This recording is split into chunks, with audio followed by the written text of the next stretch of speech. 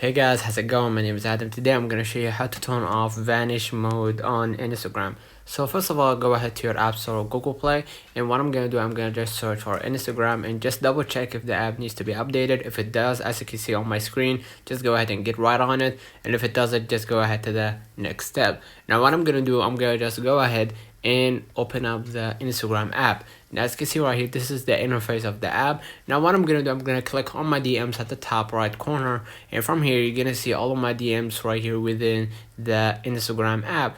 Now what I'm gonna do in order to turn off or to see the vanish mode, click right here on your chat, click on their name at the top left, and basically you're gonna see multiple options. Just go ahead and click privacy and safety, and from here you're gonna see the vanish mode.